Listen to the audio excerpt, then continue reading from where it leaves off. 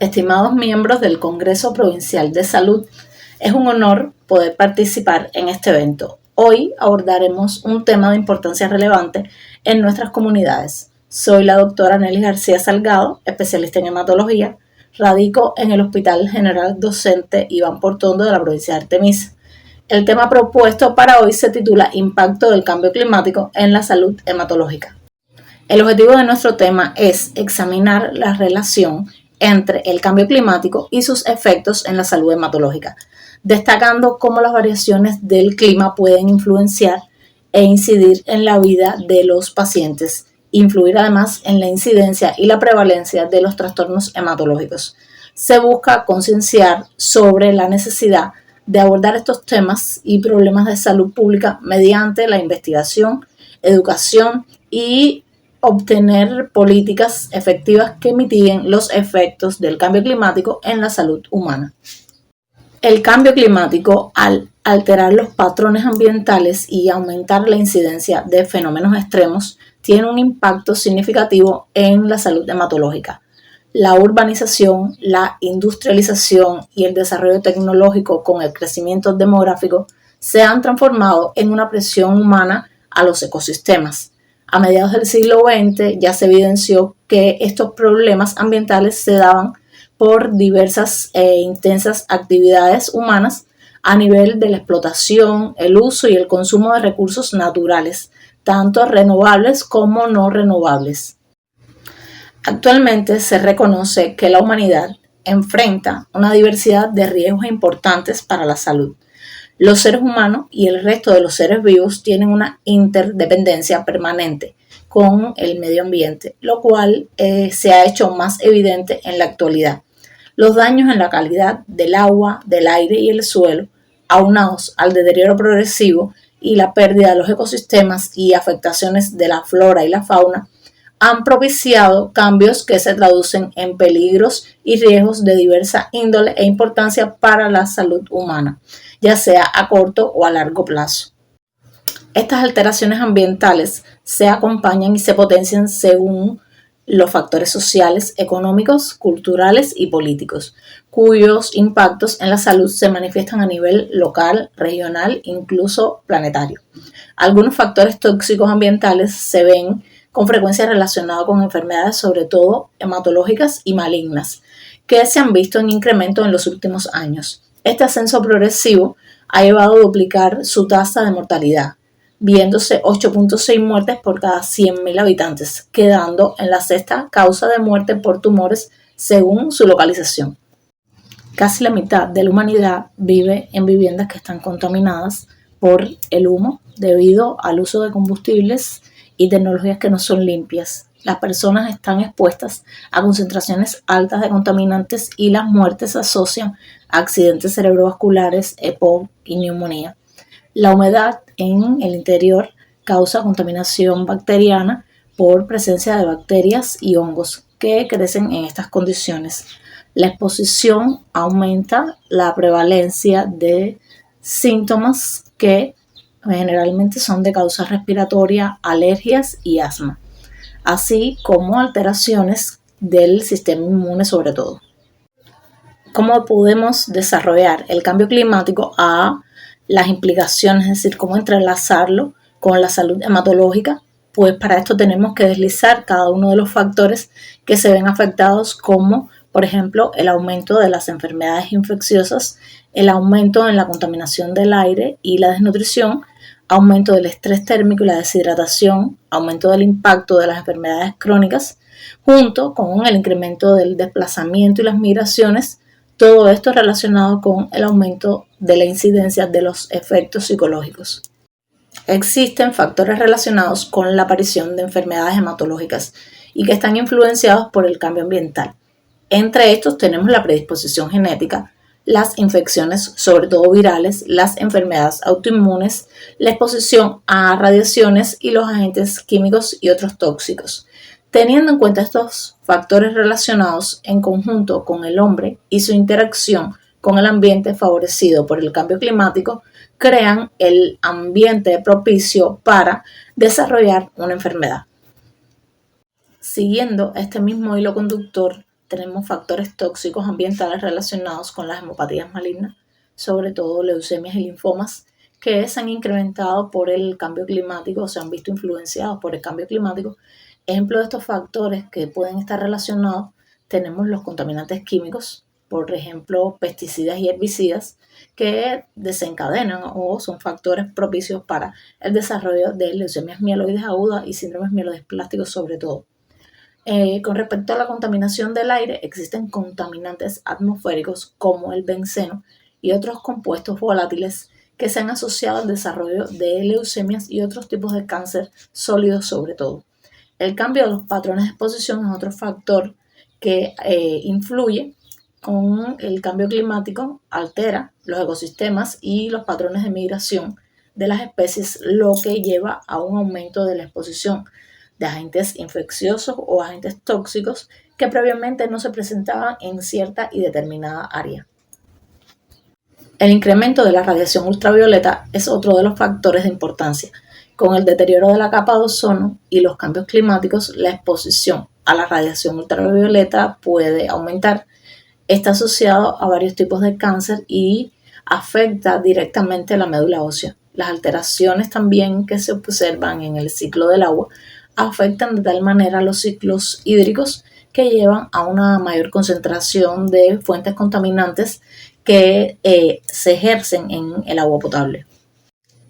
La contaminación por metales pesados puede producir importantes eventos hematológicos, como por ejemplo tenemos el plomo, que produce saturnismo, donde predomina la anemia por hemólisis. El mercurio, por su parte, produce leucopenia, trombocitopenia y se han observado alteraciones de la coagulación. El arsénico produce anemia con leucopenia y disfunción plaquetaria. Todos estos metales pesados producen aumento de los eventos trombóticos y también tenemos por aquí los productos químicos como los pesticidas y solventes industriales que afectan directamente la médula y tienen predisposición a síndromes mielodisplástico, aplasia medular, leucemias mieloide aguda. También tenemos aquí la inhalación de partículas en suspensión, como es el caso del PM2.5 y el PM10, que provocan una inflamación sistémica mantenida con un daño tisular importante y cambios hematológicos, sobre todo en las 3 series. Para la comunidad científica mundial, el aumento progresivo de la temperatura es un hecho inequívoco, proyectándose que para el siglo 2021 finales, es decir, entre el 2100 y el 2150, va a existir un incremento de la temperatura promedio entre el 1 y 3.5 grados Celsius, dependiendo de las acciones que se tomen para mitigar su efecto. Las consecuencias pronosticadas son diversas, siendo en su mayoría negativas para la salud humana, entre las cuales incluye el establecimiento de escenarios epidemiológicos propicios para la emergencia y la reemergencia de diferentes enfermedades infecciosas, como por ejemplo tenemos la fiebre tifoidea, el dengue, el Zika, el chikungunya, la tuberculosis, las enfermedades gastrointestinales. El paludismo es sensible a variaciones climáticas como el aumento de las temperaturas y el cambio en las precipitaciones, que pueden afectar la distribución del mosquito del género Anopheles. La malaria puede provocar anemia hemolítica severa y causar la muerte de quien la padece. El dengue, por su parte, es transmitido por mosquitos del género Aedes y se ha visto afectado ya que las temperaturas más cálidas y la mayor humedad favorecen a la proliferación del vector. La infección por dengue causa múltiples alteraciones hematológicas, como por ejemplo un síndrome purpúrico hemorrágico causado por vasculitis por dengue o trombocitopenia. Incluso se ha visto casos de trombocitopatía reportados. Se observa leucopenia con linfocitosis y presencia de linfocitos atípicos en sangre periférica, además de hemoconcentración.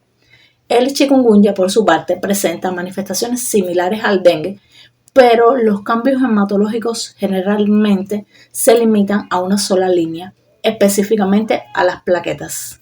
La fiebre amarilla, al ser una enfermedad transmitida por mosquitos, de igual manera el cambio climático influye en su distribución, causando graves alteraciones hematológicas como, por ejemplo, cambios importantes en la coagulación.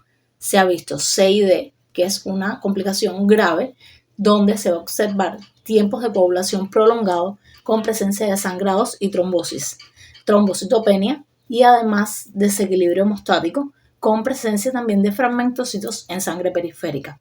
La leptospirosis, por su parte, es una enfermedad zoonótica que debe ser generalmente favorecida por las inundaciones y condiciones climáticas que sean extremas. Puede causar anemia, trombocitopenia y leucocitosis, pudiendo llegar hasta una reacción leucemoide de tipo neutrofílica. La tuberculosis está influenciada su propagación sobre todo en zonas más vulnerables, causando como alteración principal hematológica la anemia. Y en ocasiones se ha reportado daño medular irreversible como aplasia medular secundaria a la infección.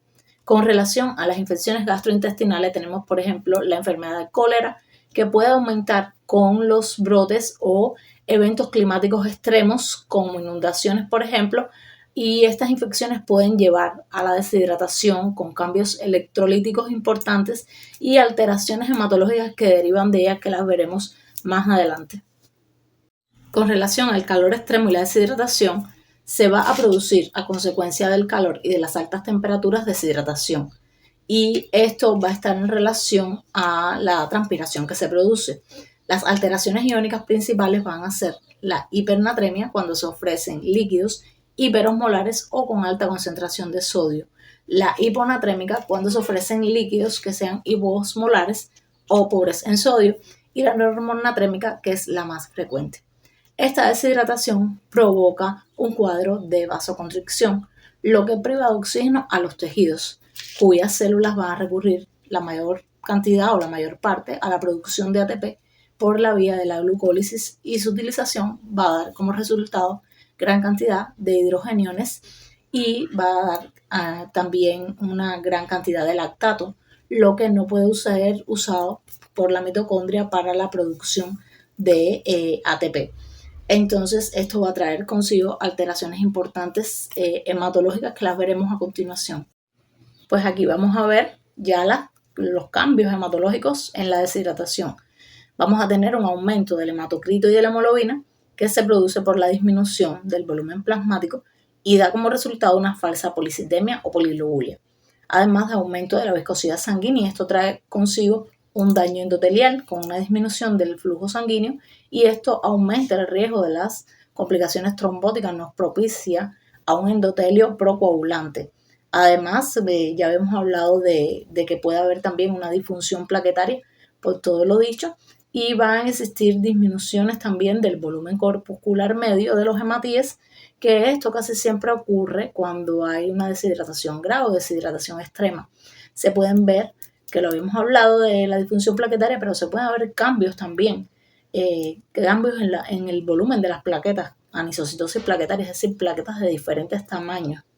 Relación entre la desnutrición, el cambio climático y la anemia. La anemia, secundaria a la desnutrición, es uno de los grandes problemas de salud pública a nivel mundial y ocurre en poblaciones que son más vulnerables, donde existe situación de pobreza y falta de acceso a los servicios básicos de salud y educación. La ferropenia es uno de los factores causales de la desnutrición más frecuente, sobre todo infantil, y afecta al desarrollo cognitivo en la primera infancia y años posteriores. Por lo tanto, la exposición, es decir, a modo de resumen, la exposición de sustancias más las condiciones ambientales propicias disminuye la vida media útil del glóbulo rojo y la disponibilidad de nutrientes esenciales, lo que conlleva a la aparición de anemia secundaria a factores ambientales. Estrés psicológico.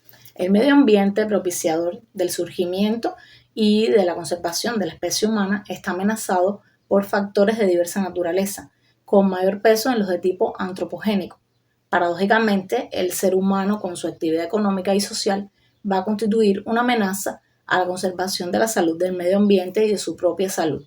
Los desastres van a generar tanto problemas físicos como psicológicos, y estos deben ser atendidos.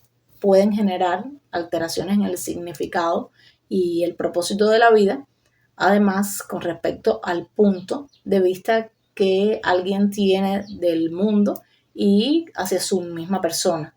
Los eventos climáticos pueden, con ejemplo, las inundaciones, las sequías, los huracanes, pueden causar efectos psicológicos en la salud mental con estrés mantenido y causan alteraciones a nivel hematológico y a nivel de la salud global general. Cáncer y cambio climático. ¿Existe alguna evidencia? Bueno, el rol del cambio climático en el desarrollo de enfermedades no transmisibles no ha sido ampliamente estudiado. Existen algunos factores que vamos a mencionar que tienen relación directa con esto.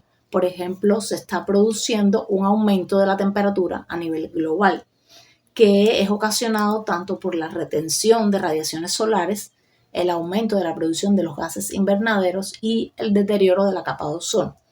Además, tenemos otros factores como la latitud y la temperatura, que son factores ambientales que están directamente relacionados e inversamente proporcional a la incidencia del cáncer.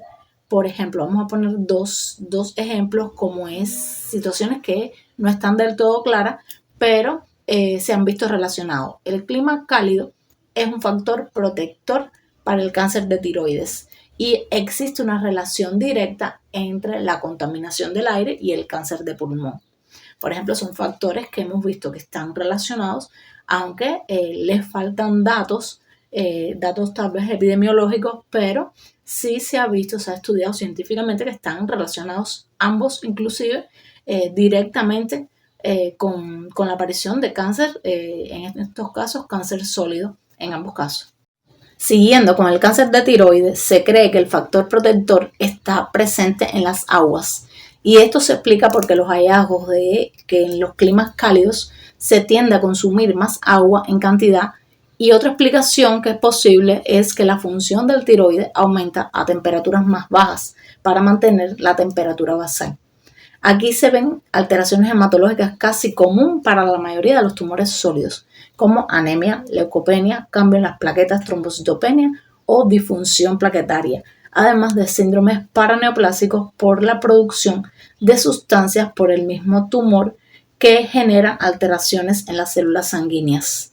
Además que recordemos que después de que todos estos cánceres llevan algún tratamiento, quimio o con radioterapia, casi siempre van a tener consigo alteraciones secundarias, alteraciones medulares o alteraciones en la función hematológica.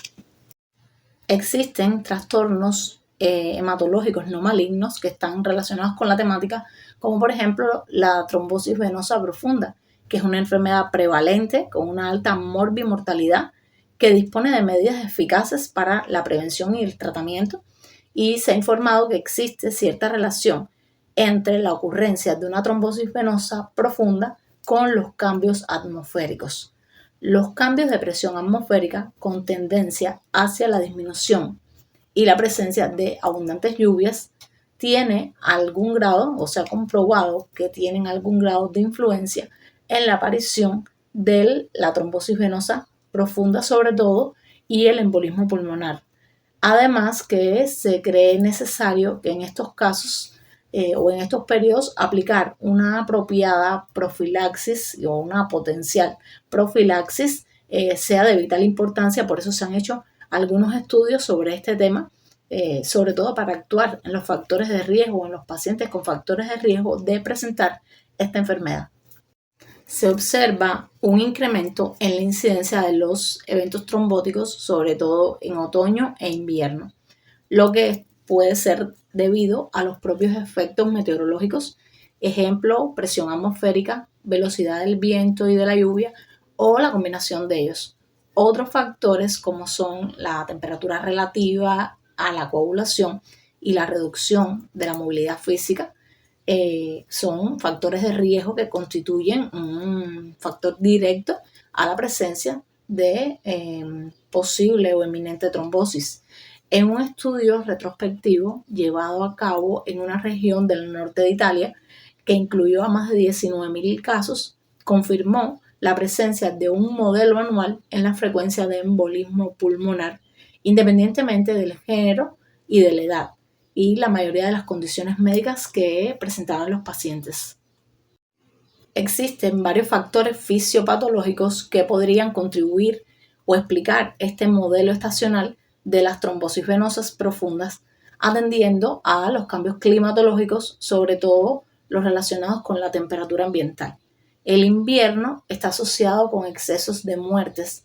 Se ha observado que cuando decrece 1 °C la temperatura del aire, se pueden producir de 3 a 4 fallecimientos semanales, debido a que el grado de frialdad percibido por el cuerpo humano aumenta notablemente con una velocidad del viento y puede producir un incremento aproximadamente del 20% de la viscosidad sanguínea. Y esto, por supuesto, trae una importante causa de mortalidad vascular por la predisposición a la activación de la coagulación y predisposición de las trombosis, tanto embolia pulmonar como trombosis venosa profunda de los miembros. En Cuba se realizó un estudio contando con el Registro Nacional de Condiciones Meteorológicas producido anualmente. Se pretendió realizar una investigación que tuviera en cuenta el modelo temporal y anual y la ocurrencia de tromboembolismos venosos, lo que ayudó a los médicos a identificar tanto a los pacientes que tenían riesgo de padecer enfermedad como el incremento del riesgo en cierto tiempo, específicamente año, semana, mes o día, que pudieran merecer la realización de una apropiada profilaxis de la trombosis venosa, y se determinó que existe mayor predisposición de los eventos trombóticos en otoño y en invierno. De igual manera sucede con el embolismo pulmonar, y esto coincide con el estudio que se hizo en Italia, por lo que estas estadísticas varían en dependencia del cambio climático. La coagulación sanguínea muestra un incremento significativo durante los meses de frío, y este estado de hipercoagulabilidad puede ser el responsable de las elevadas concentraciones de fibrinógeno que se observan en este tipo de pacientes durante el periodo. Además, como consecuencia de las temperaturas más frías, la actividad física por lógica disminuye y podría llevar a los cambios protrombóticos. Es posible también que la variación estacional en el embolismo o en tromboembolismo pulmonar pudiera estar relacionado, por lo menos en parte, con las funciones biológicas involucradas en estos procesos que llevan a cabo mecanismos de la coagulación. La relación de la movilidad humana y la salud en el contexto del cambio climático. La degradación ambiental y los desastres cada vez son más las personas que migran debido a los efectos adversos del cambio climático en algunas regiones del mundo. La degradación ambiental y los desastres provocan en sus medios de subsistencia y su vida cotidiana y su salud alteraciones, y esta cifra seguirá una línea ascendente si las medidas de adaptación y mitigación no tienen en cuenta la magnitud de esta crisis. Al mismo tiempo, cabe tener presente que la movilidad es un determinante social de salud que puede favorecer a la transmisión y a la propagación, por supuesto, de enfermedades. El cambio climático amenaza con socavar los progresos realizados en el ámbito de salud a escala mundial. Por lo pronto, podemos concluir sabiendo que el cambio ambiental o el cambio climático está afectando al planeta y tiene una importante diversidad de efectos adversos en la salud y el bienestar humano. La conciencia acerca de los cambios y sus efectos se ha incrementado en todas las sociedades, que exige cada vez una atención más inmediata. Fomentar sistemas de salud que sean resilientes ante los cambios ambientales no solo puede mejorar la calidad de la atención y su accesibilidad en los servicios de salud, sino también la reducción de los costos.